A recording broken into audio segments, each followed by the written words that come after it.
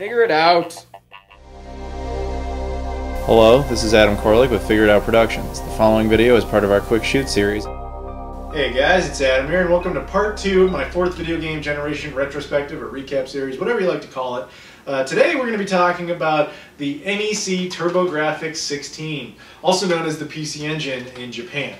Now this console is interesting for a whole host of reasons. I'm going to be a little bit limited in what I can tell you though, because I only own this version. This is the North American standalone console. I actually have 2 of these, and that's it. There was a lot of variants of this, like the Turbo Duo and others that I can't even remember the name of. There was even a handheld version of the console called the Turbo Express, which is extremely uncommon. I'd love to have one of these things. It was odd they made so many different variants because it didn't really do that well, except in Japan where it was insanely popular.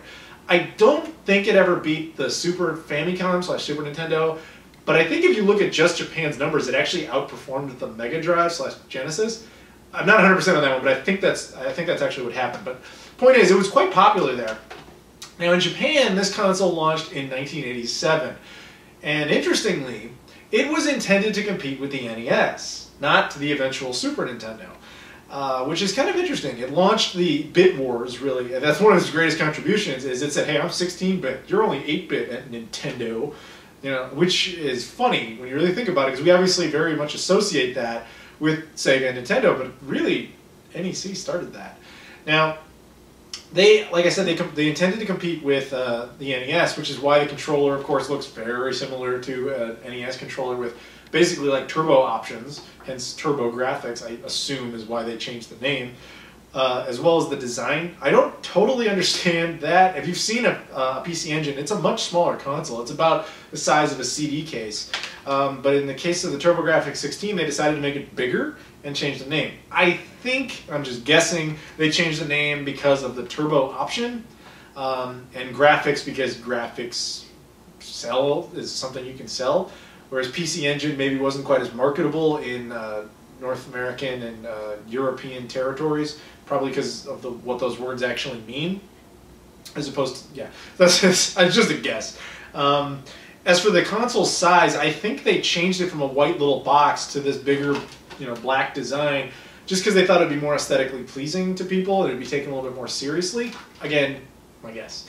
But if you ever open one up, it's mostly empty space inside. Now, like I said, it was intended to compete with the NES, and I think if it had launched earlier in North America, it might have beat out the Genesis. Like I said, this came out in 1989 in North America, the same year that Genesis did, and I think really it had no chance because it had to go up against that and eventually the Super Nintendo at the time with the NES. But yeah, it just kind of got lost, like just kind of forgotten and put to the side, which is weird because since it was such a big hit in Japan, it had amazing games on it. Like I said in the part 1 of this video, or this series, that generation was all about these companies having to compete only with games. Like that's really all they could do. And since NEC was taken very seriously in Japan, they got a lot of amazing games onto that console. So when you look at it retroactively, we all associate the Super Nintendo and Sega Genesis with great games. And if you don't, what's wrong with you? Go play those. But there's a third option, and it had just as high caliber games on it, and none of us had ever heard of it. See, my experience growing up with the TurboGrafx 16, which is, of course, I didn't have one. I didn't know anybody who had one. The story that seems to be the case with everybody who I've ever talked to who knows what a TurboGrafx 16 is was, yeah, I didn't have one, but I knew a guy whose cousin's friend had one. Like, it's always this long string of people to finally get to some guy who supposedly has one. Like you might see, I used to see it in magazines and stuff. I was curious what it was, but I never ever got to try it. It wasn't until I was older and I got to buy one at a pawn shop of all places, maybe when I was in high school. I think it was like 14, 15, something like that. Well after the console was no longer commercially relevant. Yeah, that's when I first got one. I think I bought it for like 30 bucks. It really just came with the console and a couple of sports games. I wasn't particularly impressed for a few reasons. Well, mostly because of the games that I had were sports games, but also some odd things about the console itself, which I'm going to tell you about. One is that it only has one controller port, kind of like the 3DO. So their solution to this was that they came out with a multi-tap thing that has 5 ports on it. That's how you get your multiplayer. I got the logic of that with the Japanese version, since it's just such a small device, but you have so much space on this one, it's kind of odd to do that. That probably didn't really help them. On the back, there's an expansion port like this, which I'll talk about in a second, but I thought that was odd when I first saw it. There's this big piece that just comes off, because I didn't know what the hell this was for. Also, the fact that it only uses RF natively, and that's a real off-putter, because the video quality on this thing is hideous when you're using RF. Now, through the expansion port, there's a couple of benefits. You can get, there was a thing released called the Turbo Booster. It looks very similar to this, and it's designed to fit right on the back, and it would give you composite video out. Much better, obviously, than the RF switch, or the RF capabilities. In recent years, we've learned that this thing is actually RGB SCART capable, just simply doesn't have a way to get to it except for this port. So a lot of fans have actually started making like RGB SCART cables that you can, you know, basically connect onto these certain points, and voila, you can play the thing in beautiful RGB, which I would love to do, but unfortunately I don't have that. Now, the other thing that's very notable about this port is that this is the way you connected the console to the TurboGrafx CD, which again, unfortunately, I do not own. I would love to have one, but it was the first CD game console ever. Now, technically, it's an add-on as opposed to an individual console, but this was the first time ever you could play games off of a CD, again, in console form. I assume you could do that earlier in PCs, but I guess I'm not sure about that. But yeah, that was the first one ever, and it's really very cool that that was capable of happening. And I would love, like I said, I would love to get my hands on one of those. But I actually do have one game for that, sort of. This is Mega Man. It's a port I got, but I believe it's got a guy named Jody who lives up in Canada. When I went up to Toy Rat last time, I was there in early 2015. He met me there and just said, "Hey, here you go. Here's a free fan-made port of Mega Man for the TurboGrafx CD. So if I ever do get the CD, I'll be very happy to be able to actually use this. That'd be very cool." And I'll talk more about the fan community with this console in a bit, because that's kind of significant. But yeah, like I said, I didn't really get to do much with this when I was a kid. I never heard of it. I mean, I'd heard of it, but I never got to really try it until I was in high school. And that's kind of the way it was for me for a number of years. I never really got to use it. And then I think it was last year, maybe the year before that, I did a video about this at the time. I was in a bookstore, and I found, it's a bookstore that has like a small video game section, and most of the time you see like sports games, the same old shit. But every once in a while you'll see something that's like, oh, well, maybe I should get that. So this is what I saw in the order in which I saw it. And it's going to sound like it took me forever, but my mind was in like bullet time mode. Like I was seeing, the order of events was maybe like 5-10 seconds, but my mind was in slow-mo, okay? So here's what I saw. I saw up on the top, like of a shelf, I saw a TurboGrafx 16. And I was like, holy shit, you don't see those like ever. I wonder how much they want. Of course, to the right of it, there was a price tag. And the price tag said $30. And I was like, $30 for a TurboGrafx 16? Because now in like, 2015, at the time I guess it was 2014, maybe 2013, I don't really remember, they're much more expensive now. Like a lot more expensive. And so I was like, wow, I'm probably just going to say, yes, I'm getting that. Especially because then the next line of thought was, oh shit, everything in the store is 20% off today. That's going to be 24 bucks. Let me just go ahead and get that. So then I take it down, and you have to understand it was wrapped in like a giant cellophane like plastic, just to keep all the contents together. So I get it down, and I see 2 controllers with it, and I was like, oh shit, 2 controllers. I've only had one for like 10 years. That's awesome, I'll have now 3. And then I see a turbo pad, and I'm like, oh shit, a turbo pad. Sweet, now if I find multiple people who want to come over and play TurboGrafx 16, I'll be all set. And then I noticed a stack of games. Oh yes. All of these games, except for like the little loose ones here, all came with this console. And I'm going to talk about those in a moment. Now, the thing is with games in these videos, I tend to only show highlights because I can't show you every game I have, it would be here all day, because in most cases I have a lot of games.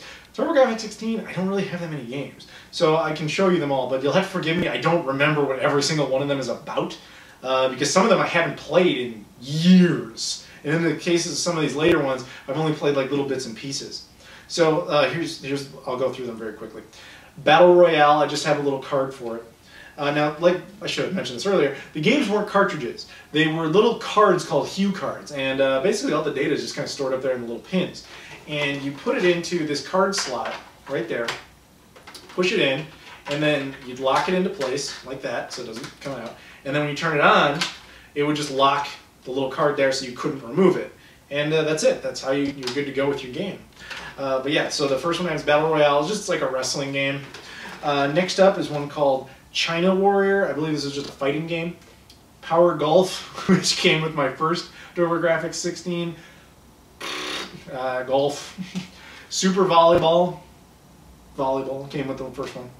Now here's what the games came like if you had a full version. They come in what looks like a CD case, which is pretty cool, I assume, especially if you have a TurboGrafx 16 CD, because I imagine, you know, they'll look very good on a shelf together. Now this one's called Bloody Wolf. Inside, though, of course, obviously it doesn't have like a CD spindle-like thing. It has a way to hold the Hue card in place. And that's pretty cool. As far as I recall, and I could very easily be wrong about this, I think it was like basically like a Contra clone. Bonk's Adventure, very cool platforming game that was really their mascot was Bonk, as far as I recall. You know, that was their Mario, that was their Sonic. They had Bonk. Eventually, he had sequels, I believe, on the Genesis and the Super Nintendo. Dungeon Explorer, I could be very wrong about this, but I'm pretty sure this was their answer to The Legend of Zelda. But yeah. Final Lap Twin, racing game. Keith Courage and Alpha Zones. I don't remember a damn thing about this game except that it was bundled, I believe, with the console. So it's actually a very common one. It's also supposed to be pretty good. R-Type, Shmup, very cool one. Taking It to the Hoop, basketball game. Victory Run, racing game. World Class Baseball, baseball. So before we get to the last one, though. So like I said, I saw that stack of games, and with the console all together at one point, I was just like, wow, like, because that's a bundle that's worth way more than they are asking. Way more. Like, loose consoles of the TurboGrafx 16 now, maybe 200 bucks. I see them sometimes for that much. You know, 100 on the low end. If you see one of these things for like 50, you're getting a deal. So they only wanted 30 with 20% off. It came with all these games. And then when I saw this, I nearly shit myself. Not literally, but almost in the store out of pure excitement. Splatterhouse. This is a game that if you had a Genesis and you had a Super Nintendo and you were 100% content with them and you didn't give a shit about the TurboGrafx 16 no matter what, this was the one game you were going to be like, fuck, I want a TurboGrafx 16. Like, this is the most iconic, definitive game of this console. Now, at the time, there was a whole, hullabaloo about, I guess there still is to a certain extent, about violence in video games. But back then, of course, it was like, oh, Mortal Kombat has blood in it. What are we doing to our children? All that bullshit. So Super Nintendo's going to have green blood, and Genesis is going to have actual blood. And they were debating things like that for Mortal Kombat. This game was like, I don't give a shit about blood on the cover. Okay, they got blood in the title. Literally, there's just blood hanging off. This is about a guy who gets like he sells his soul to the devil or some shit, and he gets like all these powers just to fucking murder people and shit, and like defeat all sorts of evil things. Really very cool. Beats the living hell out of everything. It's basically a side-scrolling beat-em-up that's incredibly violent for the time. I mean, now it would look kind of tame because you're like, it's just, it's just a little cartoon, 2D cartoon of people hitting each other fundamentally, but still quite a very good game. Ultimately went on to have sequels for the Sega Genesis, actually, so yeah, definitely a very cool game. If you have a TurboGrafx 16, like, this is the must-own game for that console. It's a console that was so successful in Japan, it even had competitors making games for it. I don't know if Nintendo ever did, but I know Sega actually, despite having the Mega Drive out there, despite having the Genesis out here, they actually made games for this thing. Now, it was games like Fantasy Zone and I think Outrun as well. I don't own those. I think they only came out in Japan, but it, to me, is amazing that they would be like, well, I know we're your direct competition, but you're so successful that, shit, we're going to put games on there just because we could sell some and make some money, which is an interesting thing that really doesn't happen. I mean, could you imagine if, Sony put out a game on the Xbox One just right now for no apparent reason? That's kind of like what it was like. Very odd.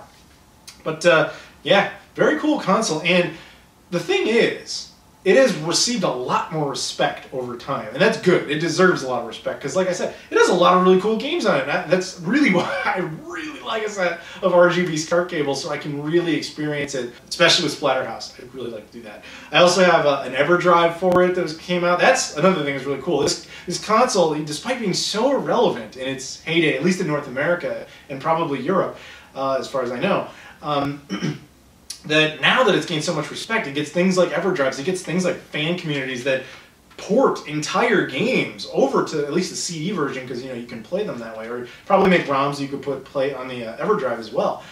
And the cost of the console, like I said, has gone up dramatically. I mean, it's just a console that has received so much appreciation in retrospect because people realize, like I said earlier, there was a third console that had just as high caliber content on it as the Genesis and the SNES, but you've never ever played it. And what I'm telling you is, if you get the chance, go get one, go play it. It's a pretty cool machine. And like I said, if you see one, if you see one even close to as good of the deal that I saw it for, and obviously grabbed it up at, do it. Just do it. The worst case scenario, you can at least get some composite cables that are made by fans, and those will be a big improvement over the RF. But I know that RGB SCART, people in the fan community are really starting to pick up to how good RGB SCART actually is. So I'm pretty sure it's only a matter of time before you see a lot more RGB SCART cables come out for this thing, so that people can really utilize it and really experience it in all sorts of great ways. So yeah, guys, I mean, that's really it. It's a console that fortunately saw a lot of success in Japan, because we can benefit from that. But yeah, we never really got a chance to enjoy it nearly as much in North America for the most part. But it's one you should definitely check out if you ever get the chance. So there you go. It has a very important place in history. Created the Bit Wars, created the first CD console ever, and created some really, really cool shit right there. So thank you guys for watching. Stay tuned to part 2, which will actually be of all of them, the Sega Genesis, aka Sega Mega Drive. So thank you very much for watching, and I'll see you all later.